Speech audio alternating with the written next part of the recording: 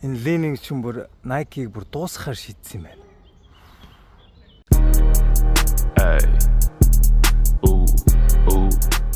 За би ер нь нэг хятад пүүзийг нэг дэмжихгүй байгаад байсан.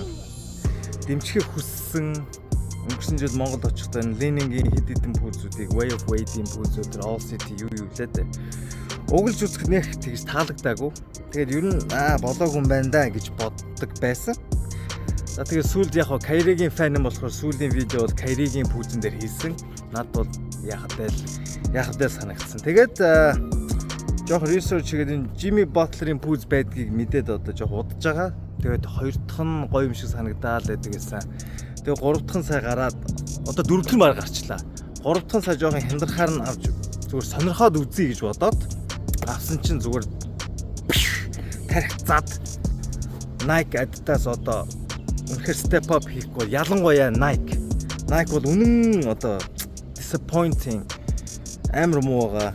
Бүх пүүз яг нэг янзын дандаа нэг юм материалаа одоо budget материал хэрэгэлсэн нөгөө нэг болсон болоогүй нэг жижиг сажиг зүүн байна цаан тавиал зүгээр мөнгө олохоо болохоор одоо бүр хуучны пүүзүүд гаргаж ретро хийж ахиж зарах гал үнэхээр баларж байна. Performance тал дээр бүр 0 байна.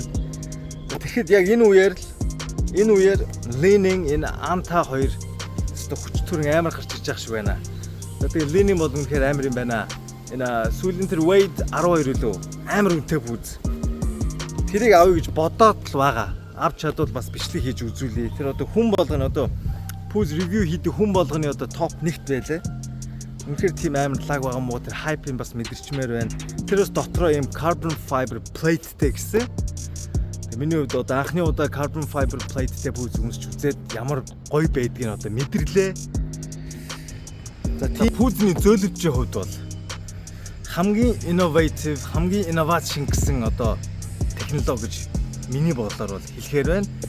Яагаад тэгэхээр энэ пүүзэн дотроо тэр boom гэдэг одоо жоохон Nike-гийн Adidas-ийн boost-тэй жоохон төстэй тийм тэгтээ тэрнээс хамаагүй илүү юм шиг байгаа.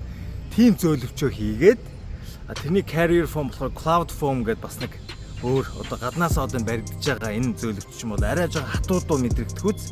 Дотроо бол зөөлхөн дэше энерги буцаадаг тэр boom гэдэг одоо зөөлөвчөө хийсэн. Тэрнийхээ дунд хамгийн гол нь та нар харж байгаа бол энэ carbon fiber-ын доор харагдаж байгаа. Энэ shank support буюу нумны хамгаалалт дээрээс нь энэ carbon fiber plate-ний доороосоо бүр энэ хүртэл одоо гүйлтийн пүүзэн бүр carbon fiber plate гэж хийдэг. Уул нь баг тэр чигээрээ гүйлтийн пүүзэн дээр carbon fiber орчхоор одоо үнэн нь бол баг 2 дахин өсдөг байгаа.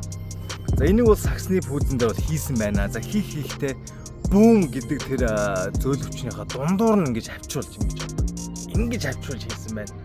Дээрээс хөл гიშгэхэд boom дээрээ гიშгэн, доороосоо газар гიშгэхэд бас boom нь. Дээрээс нь энэ пүүз хардаа уцаа харуулт гэх юм уу да энэ плейттэй болохоор өстой амар харуун. Тэгээ зөөлөвчийн хувьд бол яг ямар мэдрэгж байгаа анх одоо шууд шинээр нь аваад өмсөөд алхахад бол нэг тийм ямар гоё юм бэ ч юм уу те энэ пүүзтэй ямар гоё итэхэн байна. Ямар амар одоо энэ пүүзүүд ямар амар энерги буцаалт өндөртэй вэ ч юм уу нэг тийм мэдрэмж анх ингээд орж ирдэг л те эсвэл ямар мяа юм бэ ч мэдв. Надад бол зүгээр л нэг за итэх юм байна. За тоглоход боломжтой юм шиг байна гэсэн л бодол орж ирсэн. За тэгээд эхний заал авалтнаас хойш миний бодлыг тэр чигээр нь өөрчилсөн. Миний анхны ийм carbon fiber plateтэй пүүз өмсөж байгаа.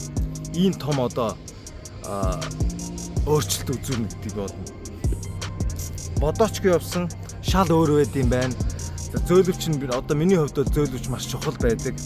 За энэ бол нэг тийм зөөлхөн биш юм шиг байна гэсэн чинь бүр зөөлхөн мэдрэмж бол байхгүй мөртлөөс энерги буцаалт айгүй өндөртөө. За цаанаасаа чамааг ингээд юм үлмий дээр чинь гүйлэх гээд байдаг. Өсгөн дээр одоо юм кланки тугтак гээд байдаггүй. Шаардлагатай үед бол өсгий дээр бас сайхан зөөлөвч нь байж гэн. Маргааш нь одоо нуруу туруу өвдөх нь бол маш бага байсан. Маш сонирхолтой. За тэгээд хоёр дахь өмсөлтөөс бол бүр гоё болж ирсэн. Одоо жоохон пүүзний break-in цаг буюу одоо хөлөнд хөвших цаг нь одоо хоёр дахоос орж ирсэн. За тэгэл тэрнээс хойш одоо урт бодлынх нь хил мэл одоо биеинд хэвших дээд материал нь одоо чиний хөлөнд хэвших байдлуу тэгээд төгсөрсөн л гэж хэлгээд одоо дутуухгүй бах. Одоо пүүзний зуралт, traction буюу зуралтын хувьд бол ярих юм байхгүй. За дотор зааланд бол өстой таг яг цавууд хүрсэн юм шиг амар зуралттай.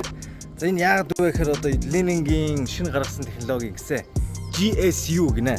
Ground Control Unit гэдэг одоо тийм шинэ үеийн л одоо юу юм шиг байгаа. Эрзэн юм уу хаашаа. Дотор зааланд бол өстой энэ тасархаа амар зуралттай.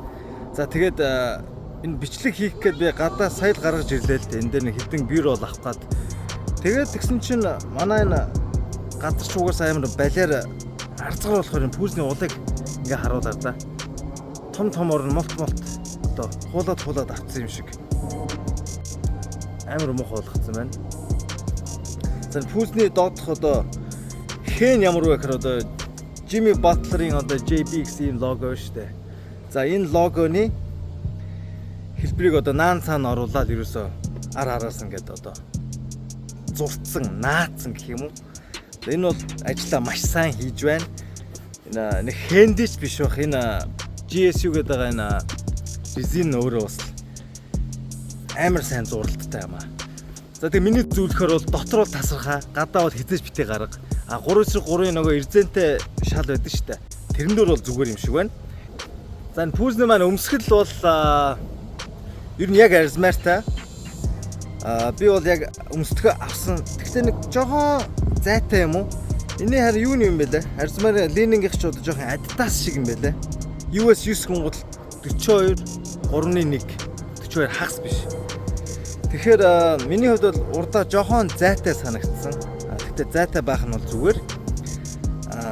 Урдаа одоо пүүзний хөлний дээрээс бол дараад дэдэггүй. Ер нь бол хөлний урд цагт бол хөрх зайтай.